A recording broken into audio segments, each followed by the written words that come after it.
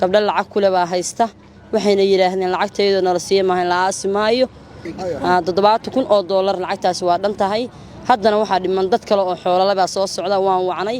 ku jira dadka amray baan ku jira hadda ayadoo nool baan waxaan ku yiri hadaa dhimatid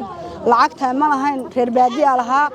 aniga sida adiga lagu leeyahay hadaa isiin weyd inta nooshahay hadaa iga horeysid waa ku qabsanaya deenkana lagu leeyahay waa $7,000 mana bixin karno danyaraan u nahay ma hayno saakiin baan u nahay lacagta waa isku noqotay markii la isu geeyay $7,000 baa ku leedahay waxaan ku leeyahay lacag 400 walaalo waxa la yiraahdaa ayaa Ismaaciil Diiriye waxaan joogaa cistaalkii Garoowe halkaan waxa iga jilay cistaalkaas gabar walaashay oo maxay ahayd toole dhimatay saaka 2 saac waxaana la yiraahdaa gabadha Badriye Ismaaciil Diiriye way iga yartay walaashay iga yar weeye caruurna 5 caruur ay haystaa caruurtu waa agoon waxa weeyaan marka walaal lacag gabdha lacag ku leh gabadha arigay qali jirtay gabdha lacag ku leh baa haysta waxayna yiraahdeen lacagteedu nala siiyo maahan la aasmaayo lacagtuna cadadeedu waa lacag culus 70 hadda waa la qoray iyo waliba wax dheer dad kalena waa dhiman yihiin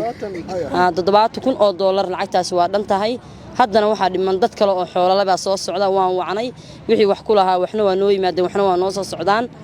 hadda walaalayaal dadkaas waxaanu ka bareynaa muslimiinta walaalahaya hadday madax tahay hadday islaam tahay hadday maxay ahayd tooleen cuqayb tahayba in gabadha walaashay talaagada lagu riday laga saar maayaa la yiri deynta in laga bixiyo oo waxa weeyaan laga soo qabrigeeda loo geeyaan rabnaa anaguna waxa weey hooyaday waa waayeel way dhacday hadda koomay ku jidhaa habartii caruurtaana u weyn iyadu waa iga yar tahay wiilashu waa yar yar aaba waa dhintay anigu waa caruur baan haystaa maxay too ilaahay og yahay waxa weey ana u shaqaysan jiray anigu baarigaan qalaa maanta waxaan wax kaga bixiyaa anigu ma haysto anaa dhibaataysan oo deyn baan leeyahay leeyahay marka walaalahay muslimiinta waxaan ku codsanayaa halka aan u taagana deynta gabadhaas in laga bixiyo dhacdadu waxa weey gabadhu arigay qali jirto hilib leeyahay deynka lagu yeeshay waa arig marba 10 neef 15 neef ay soo qaadan jirtay xitaa ifan waxaan ognahay dad deyn ka qaadan jiro hadda aanan aqoon laakiin aanu raadinayno ayaa jira ma garatay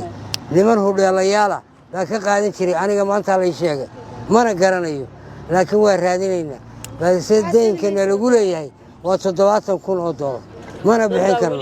danyaraan u nahay ma hayno saakiin baan u nahay in laga bixiyaanu jecelahay walaalaha muslimiinta dal iyo dibad wixii joogaba magacayga bismillaahir rahmaanir rahiim nadiif faarax kulwe baa la dhahaa waxa weeye waxaan ku leeyahay $873 maxuumada sida lacagtaas u gashay lacagta ariba waxa ariga qaadatay waxa lacag cadaan ma ahayn magaciisu ariba waxa يا هم fiican baan ku leeyahay lacagtu waa dollarka kaashki ma waa dollarka la 3 sano baan ku leeyahay lacagta dadka amray baa taa inta laga geliyo aan la aasan aan ka sugin dadka ee adihin anigu yaan la aas ma dhihin lacagteeda sheegay anigu waa sheegtay lacagteeda laakiin yaan la aasin ma dhihin kan qaal lagu leeyahay waxa tiriyay ma ogid ma dhihin aniga waxaad baqaad Soomaaliyeed sida deynta ugu yeeratay mid hada waxa uu yeeshay xoolo ganacsi ari lacagtiis ila kaashki 8 sano lacagta kula intee ku leedahay lacag ila kaashki waa kula ila door habeen lacagtu waa intee lacagta waa isku noqotay markii la isu geeyay $7,000 baa ku leedahay waxa ka mid ah dadka amray inta laga dalgaliyo haye way marka lacagtaas waa lacag qoran oo cadeymaheeda awoodo miya soo waxa labadii isla ogeedeen ma aan lacagtay weyn qoran tahay iyadina maxay tahay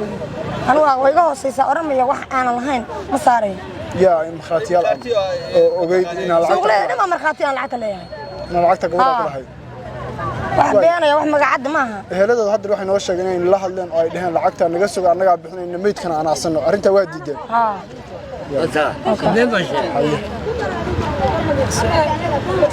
أنا اللي يقول لي أنا قال لي يقول لي هذا أنت اللي أسمي لعبته ولا يقول لي ولا مرخاتيال وجهه اللي يقول لي ويقول أنا وجهه أنا واحد اللي هذا فهم علي فارح gabadha ganacsatay ahayd ariga qali jirtay anaguna ariga ay qali jirtay ka shaqaysan jirtay intee lacag leedahay $404 ha markhaatina aniga walaasheeda ayaga intee lacagta ku lahayd waxaan ku lahaa adigu 2 sano iyo xogaa 2 sano ku lahayd 2 sano adigu oo wax dhiman ku jiraa dadka amray inta laga dadka amray baan ku jiraa hadda ayadoo nool baan waxaan ku yiri hadaa dhimatid lacagta ma lahayn reer baadiya lahaa aniga sida adiga lagu leeyahay hadaa isiin weydo inta nooshahay hadaa iga horeysid waa ku qabsanay hadii anigu aan ka horeeyana wixii de xaq lahaa baa kugu leh eheladooda waxay sheegeen lacagta inay raadinayaan meydka idinka ka dhigan anagu meyd ma aan qabsanin hadaa nolo raadinayo meydka waxaan u haysanaa waxa yaga inaan ku helno oo muslimiinta ilaahay ay noo kala tawaabto hadda balasa in hadii la awoodi karo laga bixiyo meydka ay anaga nala kala furto in loo kala maciino hadii kalena de waa haysanayna meeshaas ku jiraysa